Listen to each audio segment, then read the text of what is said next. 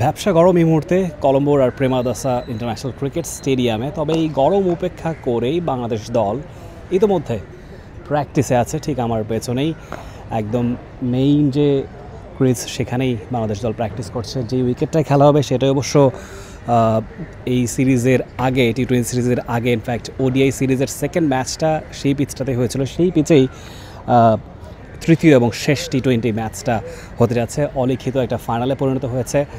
প্রথম টি-20 ম্যাচটা পাল্লে কেল্লাতে বাংলাদেশ 7 উইকেটের বড় ব্যবধানে হেরেছিল। তারপর সেকেন্ড টি-20 যেটা কিনা হয়েছিল ডাম্বুলায়, সেখানে অবশ্য বাংলাদেশ একটা অসামান্য কামব্যাক দেখিয়েছে। 83 রানের বিশাল বড় জয় এই লিটনের এই দলটার জুটেছে। তারপরেই আসলে একটা অলিখিত ফাইনালে পরিণত হয়েছে তৃতীয় এবং শেষ টি-20টা, সেটা আবার এই প্রেমাদাসা মাঠেই ঘটে যাচ্ছে। তবে এই প্রেমাদাসা মাঠে কিন্তু বাংলাদেশের স্ট্যাট শুনলে হয়তো আপনি খানিকটা অবাকই হবেন। 5 ম্যাচের মধ্যে 3টাতেই বাংলাদেশ জিতেছে এবং শ্রীলঙ্কার বিপক্ষে যদি বলতে চাই স্পেসিফিক্যালি 4টা ম্যাচের মধ্যে 3টা ম্যাচেই বাংলাদেশের জয় আছে।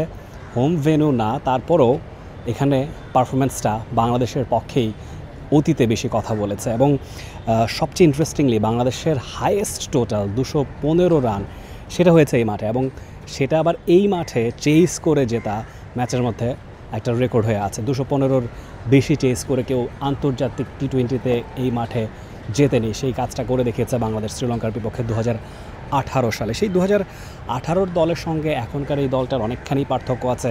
তখনকার সময়ের সাকিব, তামিম, মাহমুদুল্লাহ, মুশফিক তারা তো আর নেই। তবে যারা আছেন ইয়াং বাঞ্চ, নতুন সাকিব আছেন, নতুন তামিম আছেন, তাদের কাছে আসলে অনেক দায়িত্ব বর্তাবে। এবং যেই ছন্দে বাংলাদেশ আছে, আগের ম্যাচটা যেভাবে টিম এফোর্টে বাংলাদেশ জিতেছে, খুব বেশি জায়গায় বাংলাদেশের কিন্তু আসলে খামতি ছিল না। হ্যাঁ, টপ অর্ডার ক্লিক করেনি। 2 ওপেনার দুজনই আসলে ব্যর্থ হয়েছেন।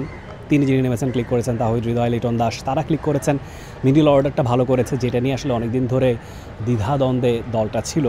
সেই জায়গা থেকে একটা উত্তরণ মিলেছে। ক্যাপ্টেন লিটন দাস চমৎকার ব্যাটিং করেছেন। বোলিং এন্ড থেকে স্পিনার, পেসার 2 ডিপার্টমেন্টই আসলে সমান কন্ট্রিবিউট করেছে। এই মাঠটায় কিন্তু মুস্তাফিজুর রহমান, তিনি সম্ভবত 3rd হাইয়েস্ট উইকেট টেকার, এবং অন্য যারা আছেন তাদের মধ্যে মানে বলা যায় যে একটা স্পিরিট কাজ করছে, যেহেতু উইনিং কম্বিনেশনটা বজায় রাখতে চাচ্ছেন, যেটা কিনা আমাদের প্রেস কনফারেন্সে বলেছেন senior assistant coach Mohammad Salahuddin, যে সম্ভবত উইনিং কম্বিনেশনটাই তারা ক্যারি করতে চাচ্ছেন। খুব একটা পরিবর্তন বা এক্সপেরিমেন্টের সুযোগ আসলে এই ফেজে এসে আর নেই। দেখা যাক বাংলাদেশ কী করে এবং তৃতীয় এবং শেষ টি-20তে জিতে ঘরে ফিরতে পারে কিনা, এখন সেটাই দেখবার বিষয়। সেই ম্যাচটা নিশ্চয়ই উপভোগ করবেন টি স্পোর্টসের পর্দায়। কলম্বোর আর প্রেমাদাসা ইন্টারন্যাশনাল ক্রিকেট স্টেডিয়াম থেকে Rifat Tanvir Rafi, T Sports. For more updates, subscribe to our YouTube channel and click on the bell icon.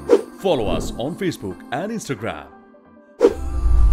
Download T Sports app to enjoy exciting games and highlights.